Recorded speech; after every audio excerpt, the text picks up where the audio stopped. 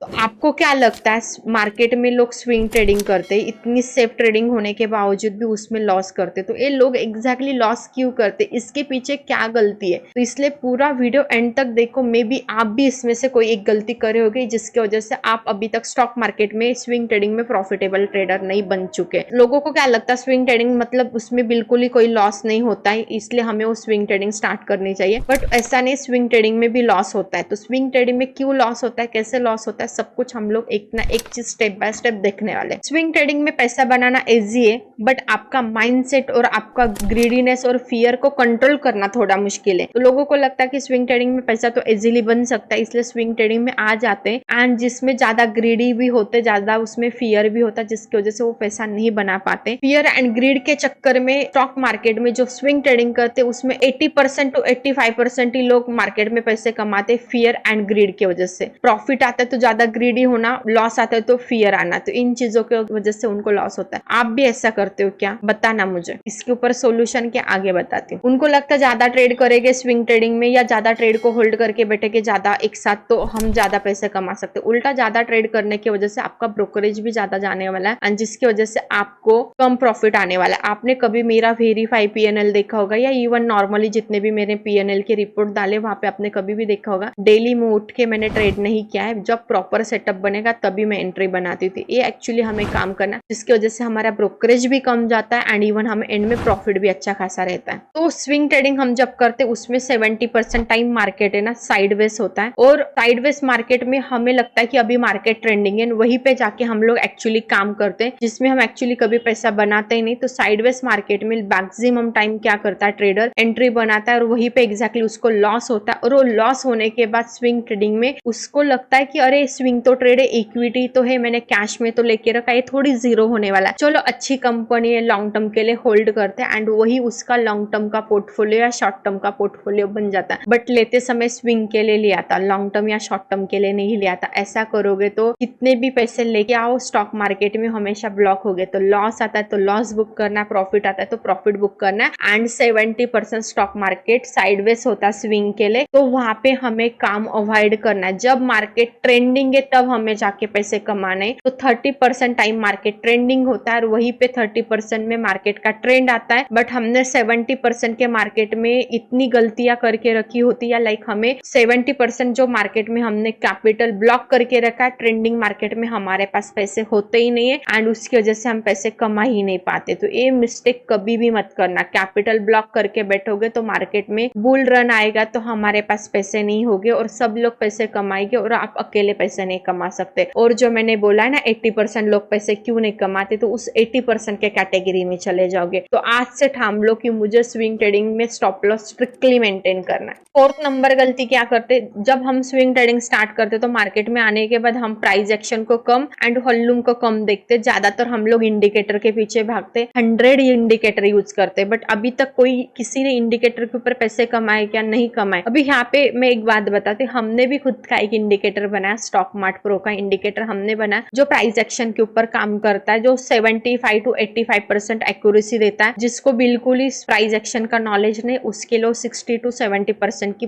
Accuracy देता है। उसके बारे में आपको जानकारी चाहिए तो आप मुझे स्क्रीन के ऊपर ऑलरेडी व्हाट्सएप नंबर मैंने मेंशन किया, वहां पे आप इन्फॉर्मेशन बोल के मैसेज टाइप कर दीजिए, हम लोग आपको उसकी रिलेटेड इन्फॉर्मेशन शेयर कर देंगे। तो ज्यादातर लोग क्या करते हैं, इंडिकेटर पे काम करते, बॉलिंजर बैंड यूज कर लिया, वीवैप यूज कर लिया, MACD यूज कर लिया, RSI यूज कर लिया, बट एक्चुअली इंडिकेटर हमेशा स्टॉक मार्केट में सेकंड प्रायोरिटी होती है, फर्स्ट प्रायोरिटी नहीं होती। इसलिए आप कब स्टॉक मार्केट में जब काम करोगे ना, आपको पहले प्राइस एक्शन सीखना है, वॉल्यूम सीखना है, एंड देन इंडिकेटर सीखना है, तभी आप प्रॉफिटेबल हो सकते हैं स्विंग ट्रेडिंग में। अभी तक तो कितने सारे इंडिकेटर यूज करके बैठे, बट प्रॉफिट बनाए क्या, नहीं बनाए, फिर अभी भी क्यों इंडिकेटर यूज करें, मत करो। मैक्सिमम लोगों की ना स्क्रीन इतनी गंदी होती जब वो ट्रेडिंग करते हैं। तो मैक्सिमम लोगों की स्क्रीन कैसे होती, आप स्क्रीन के ऊपर देख सकते, ऐसे इंडिकेटर लगा के ट्रेडिंग करते हैं। इसमें एक्चुअली प्राइस एक्शन क्या कैंडल भी समझ में नहीं आ रही, तो कभी वर्क नहीं करेगा। ऐसा मत देखो, आपका चार्ट क्लीन एंड नीट होना चाहिए, तभी जाके आपको प्राइस एक्शन की चीजें समझ में आएगी। स्विंग ट्रेडिंग जब हम स्टार्ट करते तो जो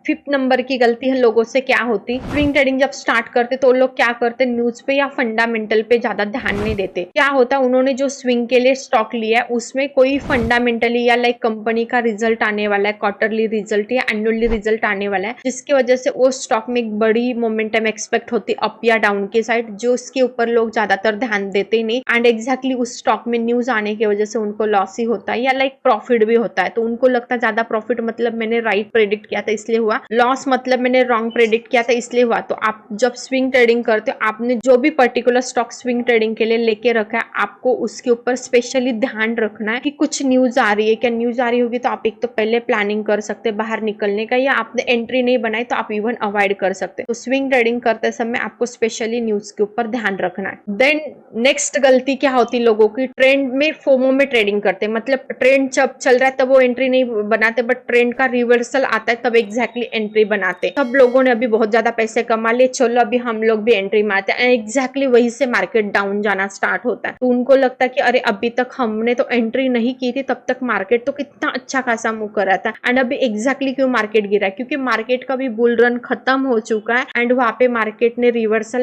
ले लिया। तो हम वहां पे जाके ट्रेड बनाएंगे तो हमारी फोमो ट्रेडिंग होगी, जो हमें एक्चुअली कभी करनी नहीं है। मार्केट ऑलरेडी अप जा चुका है या पर्टिकुलर स्टॉक बहुत ज्यादा अप जा चुका है, तो हमें रिटेस्टिंग के लिए वेट करना है, या स्मार्ट मनी कंसेप्ट आप फॉलो करें तो रिटेस्टिंग के लिए वेट करो एंड तब जाके प्लान करो। भले उसको 2-4 महीने लगने दो, कोई फर्क नहीं पड़ता, बट टॉप में जाके एंट्री मत करो। लास्ट सबसे बड़ी मिस्टेक क्या होती ट्रेडर की, डिसिप्लिन ना होना ट्रेडिंग में। डिसिप्लिन मोस्ट इंपॉर्टेंट है। आप लाइफ में कोई भी चीज करो, आपके पास डिसिप्लिन मैटर ही करता है। आप कौन सा भी काम करो तो आप देखो उसमें डिसिप्लिन फॉलो ही करते। फॉर एग्जांपल आप वर्किंग के जॉब करते तो आप 9 o'clock ही आपके जॉब के ऊपर जाते, 6 o'clock रिटर्न आते हो, आने के मतलब वहां पे आप पर्टिकुलर टाइम पे लंच करते हो, चाय पीते हो, लाइक हमेशा पर्टिकुलर टाइम पे होता है। बट ट्रेडिंग में भी एक डिसिप्लिन होता है। ट्रेडिंग में लोग क्या करते, सर्च बहुत कम करते, स्टडी बहुत कम करते, बैक टेस्टिंग बहुत कम करते, जो उनका बिल्कुल डिसिप्लिन नहीं होता। कभी भी उठ के ट्रेडिंग करते, कभी भी उठ के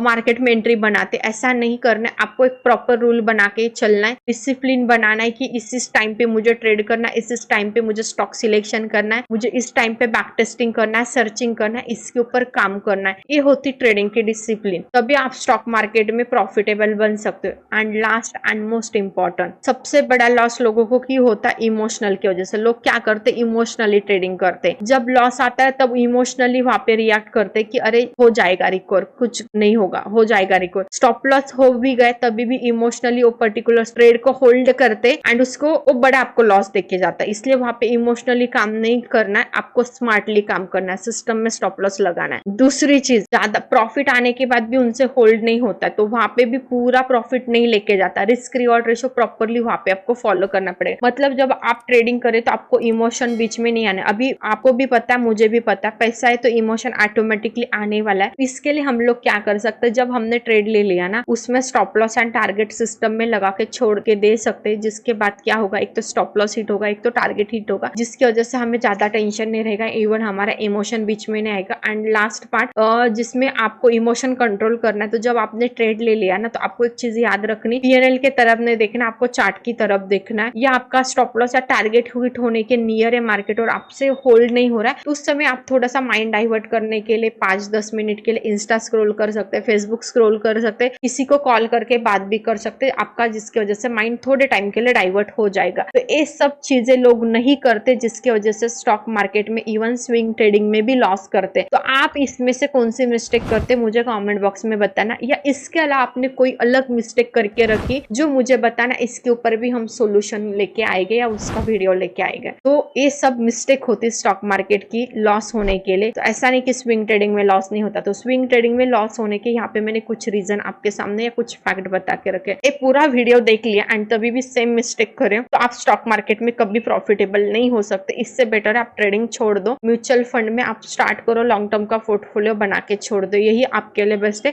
डेली ट्रेडिंग नहीं करना चाहिए। एंड होप सो आपके मैंने आंखें खोल के यहाँ पे रखी होगी कि ये सब मिस्टेक होती है, इसकी वजह से आपने अभी तक मार्केट में प्रॉफिट नहीं किया, तो ये मिस्टेक अवॉइड कीजिए। एंड होप सो आपको वीडियो पसंद आया होगा, तो वीडियो को लाइक कीजिए, चैनल को सब्सक्राइब कीजिए एंड आगे लोगों के साथ शेयर करना मत भूलिए।